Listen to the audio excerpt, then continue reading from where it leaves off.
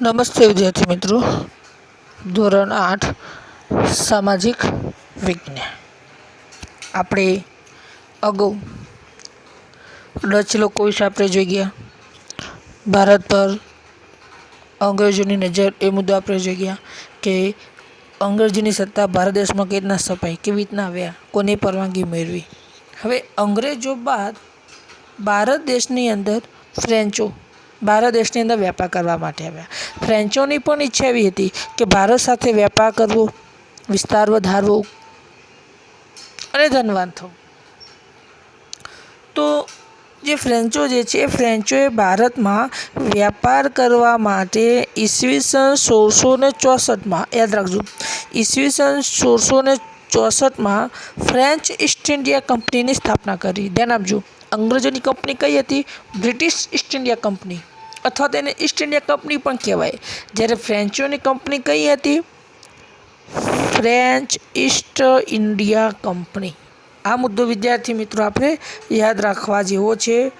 પરીક્ષાની અંદર વારંવાર આ મુદ્દો પૂછાઈ શકે છે કે ફ્રેન્ચોએ ભારત દેશમાં વેપાર કરવા માટે કઈ કંપનીની સ્થાપના કરી? તો ફ્રેન્ચ ઈસ્ટ ઇન્ડિયા કંપનીની સ્થાપના કરી. કઈ સાલમાં કરી? તો 1664માં. 1664માં ફ્રેન્ચ ઈસ્ટ ઇન્ડિયા કંપનીની સ્થાપના કરવામાં આવી હતી. સૌપ્રથમ ફ્રેન્ચોએ ભારત દેશમાં સુરત અને પુડુચેરીને આપણે પોંડિચેરી પણ વિદ્યાર્થી મિત્રો કહી શકીએ છીએ. એટલે તમને જે બોલતો સરળતા રહે, પુડુચેરી અથવા તો પોંડિચેરી, જે તમને યાદ હોય તમે બોલી શકો છો. પોંડિચેરી પણ યાદ રાખી શકો છો, પુડુચેરી પણ યાદ રાખી શકો છો. તો સૌપ્રથમ ફ્રેન્ચોએ ભારતમાં સુરત અને પુડુચેરીમાં વેપારી કોઠીઓ સ્થાપી હતી. તો ફ્રેન્ચોએ ભારતમાં સૌપ્રથમ સુરત અને પુડુચેરી, ધ્યાન આપજો, સુરત અને પુડુચેરીમાં સૌપ્રથમ વેપારી કોઠીઓ સ્થાપી. પરીક્ષામાં વારંવાર આવશે કે ડચ લોકોએ સૌપ્રથમ ક્યાં વેપારી કોઠીઓ સ્થાપી, ફ્રેન્ચ લોકોએ સૌપ્રથમ ક્યાં કોઠીઓ સ્થાપી? તો યાદ રાખજો, ફ્રેન્ચોએ સૌપ્રથમ ભારતમાં સુરત અને પુડુચેરી, યાદ રાખજો ખાસ, સુરત અને પુડુચેરીમાં સૌપ્રથમ વેપારી કોઠીઓ સ્થાપી હતી. એ સમયમાં જે ફ્રેન્ચોની જે કંપની એટલે કે ફ્રેન્ચ ઈસ્ટ ઇન્ડિયા કંપની, એ કંપનીનો વડો હતો ડુપ્લે. આ ડુપ્લે આપણે યાદ રાખવાનો જ છે.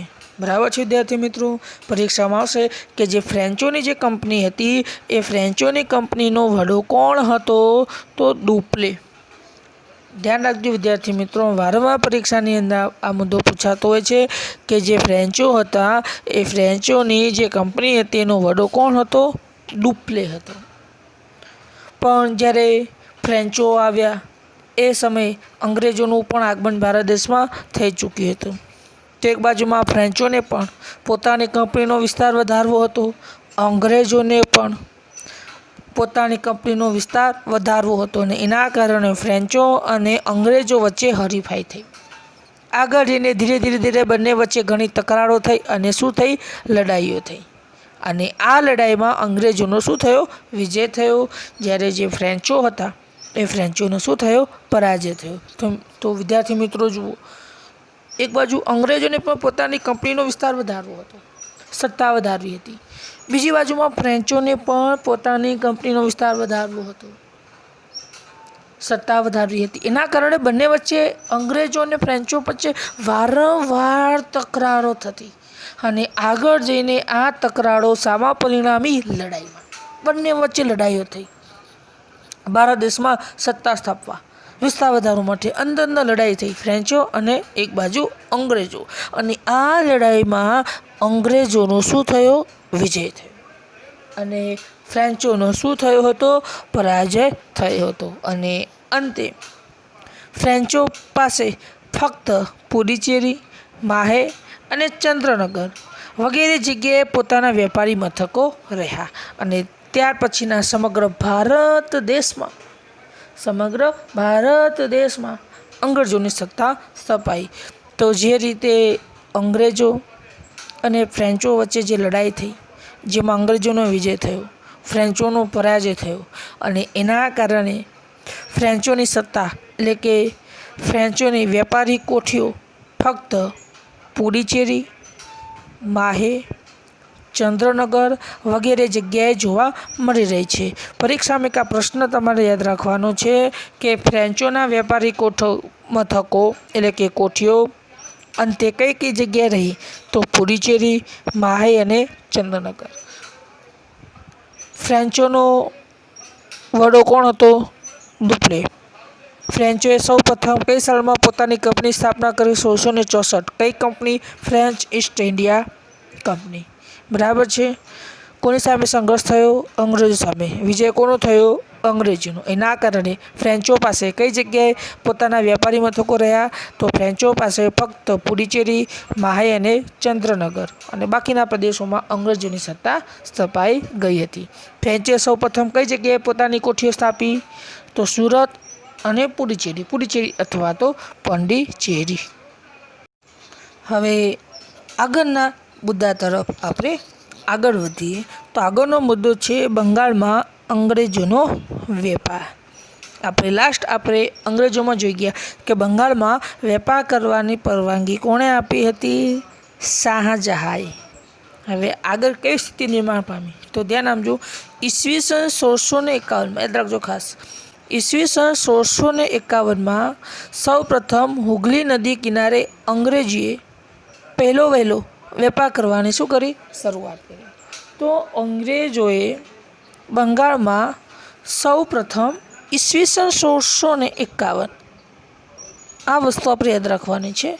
ઈસવીસન 1651 યાદ રાખજો ખાસ, ઈસવીસન 1651 કઈ નદી કિનારે? હુગલી નદી કિનારે પહેલો વહેલો વેપાર કરવાની શરૂઆત કરી, એટલે કે હુગલી નદી કિનારે પોતાની વેપારી કોઠીઓ સ્થાપી। પરીક્ષામાં પ્રશ્ન આવશે કે અંગ્રેજોએ હુગલી નદી કિનારે કઈ સાલમાં વેપારી કોઠીઓ સ્થાપી હતી?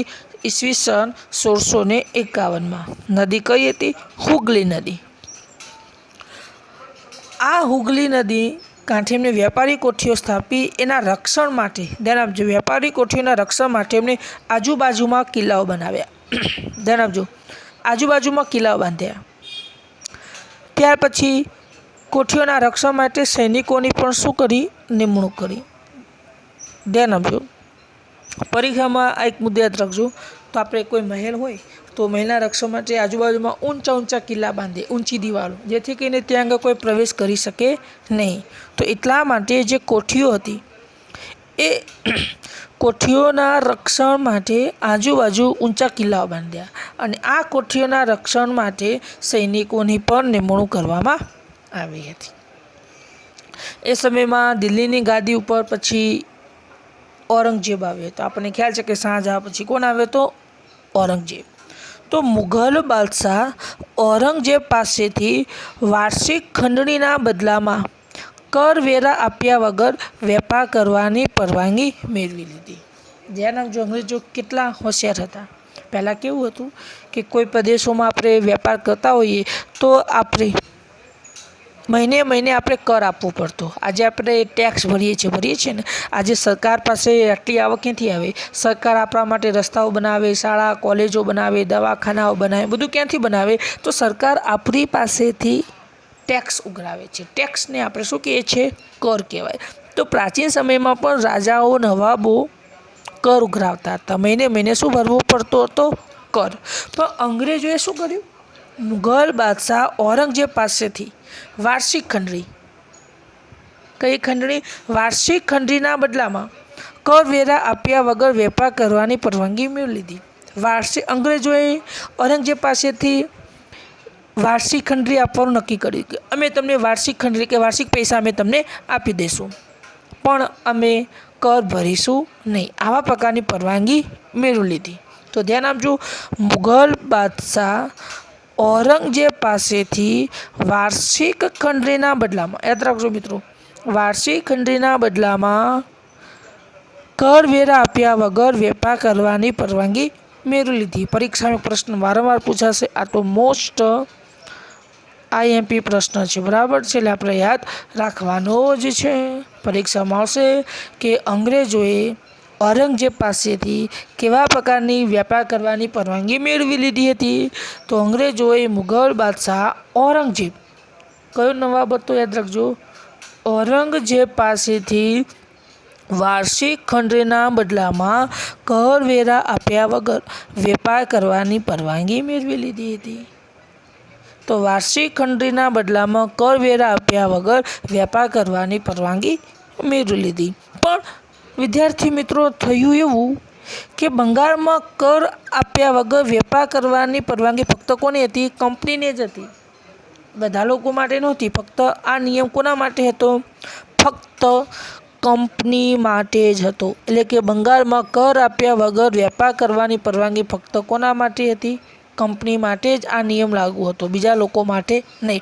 પરંતુ આ કંપનીના જે ત્યાં કામ કરતા જે અધિકારીઓ હતા, એ અધિકારીઓ પણ વ્યક્તિગત રીતે વ્યાપાર કરવા લાગ્યા, અધિકારીઓ પણ વ્યાપાર કરવા લાગ્યા અને એ લોકો કર ભરતા નહીં, એ પણ કર નહોતા ભરતા। એના કારણે બંગાળની કરવેરાની આવક શું થઈ ગઈ? ઘટી ગઈ। આપણે જોઈ ગયા કે અંગ્રેજોએ જે રીતે ઔરંગઝેબ પાસેથી વાર્ષિક ખંડરીના બદલામાં કરવેરા આપ્યા વગર જે પરવાનગી મેળવી લીધી હતી, ફક્ત આ પરવાનગી કોના માટે હતી? કંપની માટે જ હતી, બધા લોકો માટે નહીં।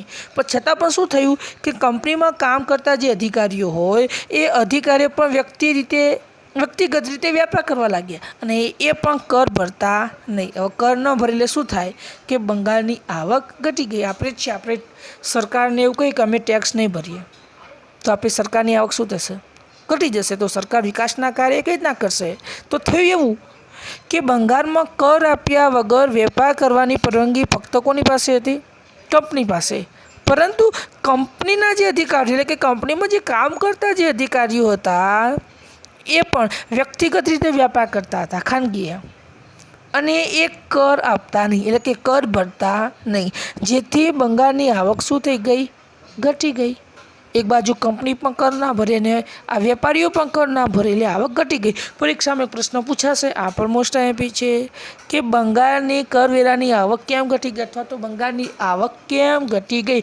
તો યાદ રાખજો કે ફક્ત કંપનીને જ કર આપ્યા વગર વેપાર કરવાની પરવાનગી હતી, પરંતુ જે કંપનીના જે અધિકારીઓ હતા એ પણ વ્યક્તિગત રીતે વેપાર કરતા અને કર આપતા નહીં, એટલે કે કર ભરતા નહીં, જેથી બંગાળની આવક શું થઈ ગઈ? ઘટી ગઈ। તો આ રીતે બંગાળની આવક શું થઈ ગઈ? ઘટી ગઈ। અને એ સમયમાં બંગાળનો નવાબ હતો જેનું નામ હતું મુર્શિદ અલી ખાન। ધ્યાન આપજો, એ સમયમાં જે બંગાળનો જે નવાબ હતો મુર્શિદ અલી ખાન, એને આનો વિરોધ કર્યો કે ફક્ત કંપનીને જ કર આપ્યા વગર વેપાર કરવાની પરવાનગી હતી, અધિકારીને તો નહોતી। એટલા માટે મુર્શિદ અલી ખાને આનો શું કર્યો? વિરોધ કર્યો અને ધીરે ધીરે આ વિવાદ એટલે કે વિરોધ વધતો જ ગયો અને આગળ જઈને અંગ્રેજો સામે 1757માં પ્લાસીનું શું થયું? યુદ્ધ થયું। પરીક્ષામાં આવશે કે અંગ્રેજોનો વિરોધ કોણે કર્યો? તો ધ્યાન આપજો ખાસ, પરીક્ષામાં પ્રશ્ન પૂછાશે તો એ સમયમાં બંગાળનો નવાબ કોણ હતો? મુર્શિદ અલી ખાને આનો વિરોધ કર્યો અને ધીરે ધીરે વિરોધ વધતો ગયો અને આગળ જઈને 1757માં અંગ્રેજો સામે પ્લાસીનું શું થયું? યુદ્ધ થયું હતું।